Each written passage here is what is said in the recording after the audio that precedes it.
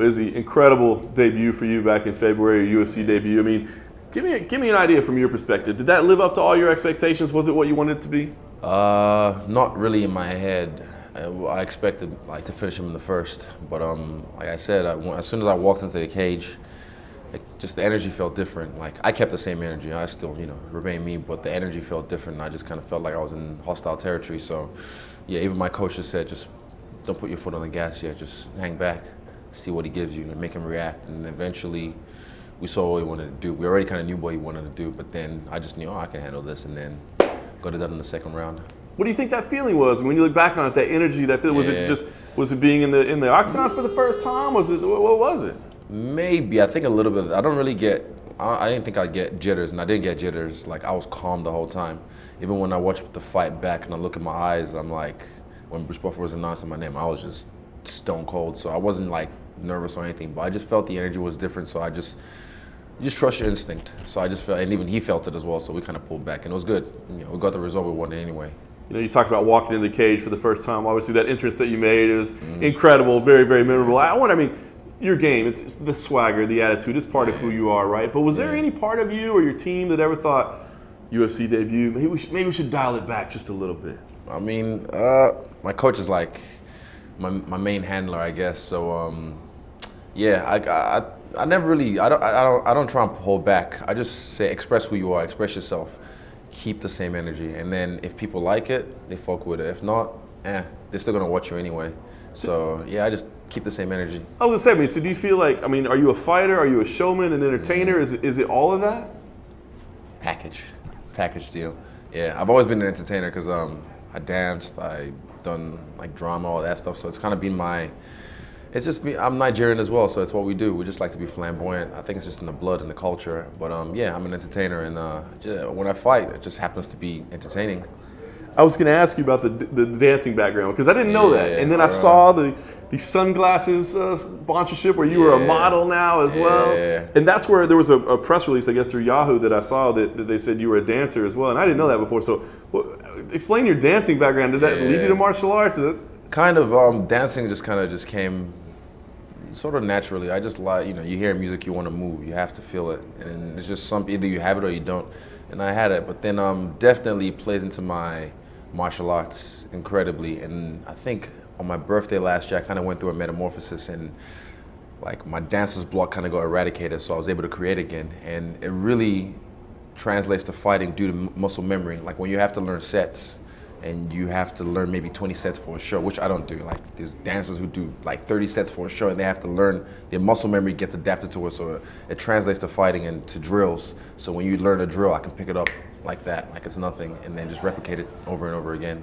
So yeah, it works hand in hand. Very cool. Talk to me about this sunglasses partnership you got here. I saw you model, you had the flowers out there. Like I should have asked like what it was gonna be for, because yeah, it was they're getting more than what they paid for. I'll say that, but no shade. I like Karen Walker, and no shade, pun. But yeah, I mean, I like the concept. I feel like I'm a nice guy. I'm soft, so they wanted to have someone with a hard background, like in martial arts, MMA fighter, and then have them presented in a soft light with sunglasses and the flowers, different range of flowers in the hair. But yeah, it looks good. I felt it came out well. Yeah, what was it? Mikhail was the guy that directed the shoot. He was a cool guy, and yeah, I mean, get free shades, and I got paid. So they're just gonna have to come with a few more zeros next time. Definitely next time, stock is rising, so you gotta come up 100%. Well, you said it right there, stock is rising, so you get the quick turnaround, right? I mean, you just made a debut a couple months ago. Talk to me about being back this quick. I mean, was this something you pushed? Did the UFC come to you? How'd that go? Straight after the fight, I just told Huge, like, I'm fresh, let's go. This is in the bathroom. And then he talked to Mick Maynard in the hotel, and just, yeah, try to set it up straight away. But then this is nothing new to me. I mean, 2016, I've said I fought over 20 times, I think close to 25. And that was like maybe fighting 3 times in a month or 5 weeks, so having a quick turnaround is nothing. The way I fight, I'm not dumb. I don't fight like these bums. I fight smart, I stay uninjured, and I'm able to get into the gym like straight away. So I wanted a quick turnaround, and now I am.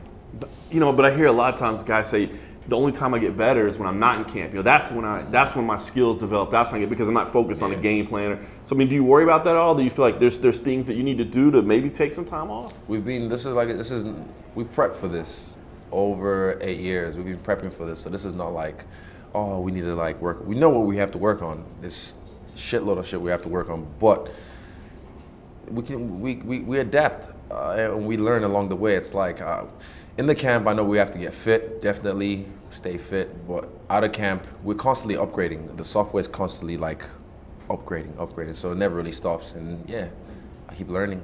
So when people say, you're just a striker, I mean, do you welcome that? I mean, I was going to say, are you like, cool, go ahead, keep thinking that? Or do you feel like, I know sometimes people want to go, no, I want to prove to the world, like some people might say, oh, I got to go show them I can wrestle. I got to go show them I can do jiu-jitsu. Yeah, I mean, I keep the same energy, so if it ain't broke, they'll try and fix it. I'm still finding someone to keep me on the ground and they can see what it's about, or someone to try and take me down.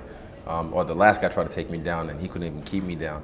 So, and he's just a jiu-jitsu guy. Wait till you fight a proper wrestler. And yeah, eventually, this guy, I think he will want to, I know his ego, what's his name, Marvin, he'll want to try and bang with me, but then I give it a minute, within a minute he'll start shooting, guaranteed. Okay, so I was going to ask you about him. I mean, he fancies himself a striker.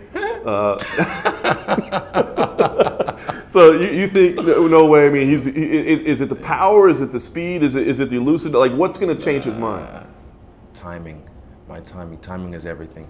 And just the accuracy, the way I hit, like people say, oh, he doesn't look at him. I mean, I'm all right, I pack some muscle on me, but you don't need power. Like power, I mean, my baby sister, she has power, anyone has power, but it's about timing and accuracy. That's how you start your guy. That's how you make a guy question his whole life and then start shooting for the hills.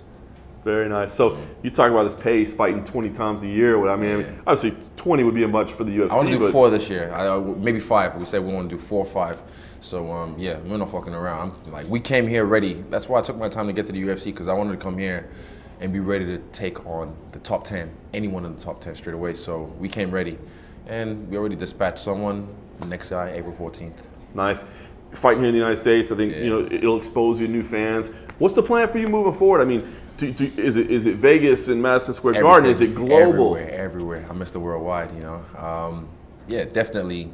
I can adapt wherever you put me in the world. Like even when I was in China, I learned to speak Chinese. I learned to pander to the people. I was for the culture. So anywhere you put me in the world, I can adapt and overcome. Nice.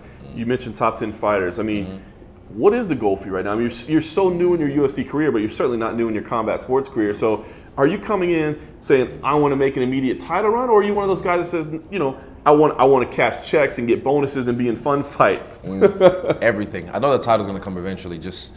It's inevitable. It's just going to come. But and that's not the main goal. That's just kind of like, I keep saying, it's a fancy little tiara along the way, like a little, But it's nice to have as well, because then you more money, you get a new contract, blah, blah, blah, blah. But I feel you don't really need a title to do that. And I'm just here to have fun. I'm here to, wreck shop and fight the best in the world. And to, like I said, if I wanted to take the easy route, I would have just gone, because I'm great at striking, and I'm a good boxer as well. So I could have done that and then do the blueprint, fight some bums, fight some ranked guys, world title. Or kickboxing, I could have done that in kickboxing as well. But I just felt like I never want to feel vulnerable in any situation. And I know even if I'm the best striker in the world, some blue belt could own me without a single punch, So that I just know I want to be the best and be the best fighter, not just the best striker, be the best fighter in the world. So I'm here to prove that I'm the best fighter in the world. It's interesting, because I was going to ask you, like, would you be okay with your legacy when it's all said and done, being Izzy was the best striker of all time? Fucking, I mean, what's his name? Mayweather right now, they're talking about this part 2, and we're gonna, in the cage, no shoes, but no kicks, no elbows, no knees. I'm like, what the fuck are we playing? I mean, it's like, yeah, you and me, we're gonna go man to man, mano a mano, but no punches, no, just punches though, just punches. I mean, it's silly. I've had that in a street fight before when I smoked the guy and they're like, oh, we said no kicks. I was like, what the fuck you mean? It's a fight. So I want to prove that I'm the best fighter in the world. I mean, fuck all the bullshit. If you guys are gonna do it, Mayweather, Mac 2, I mean, make it a real fight. So at least I know in my heart, like, I'm stepping out of my comfort zone. I'm facing guys from different combat sports, different codes, different styles, and I'm gonna prove that I'm the best in the world. Fantastic. Well, this will be a huge step forward Definitely. on Saturday night. Like I said, you know, to the U.S. audience, network television, no less. Fox, I know, right? When you see this thing play out, how do you see this thing happening? Is this where you get that first round finish? First round, I was thinking about it the other week, actually. I was like, in my last fight, I wanted the first round finish, but you know what? I'm glad it went to the second because I want that octagon time. I want to feel that. Eventually, I want to go to like the fourth, the third, fifth round, you know? But the way I fight, these guys, they don't last, man. You know, you hit them and they're like, oh shit. You see that look in the eye. But this fight, I want it to be a second round finish, and I'm gonna make it a second round finish. But if it comes in the first, I'm gonna take it.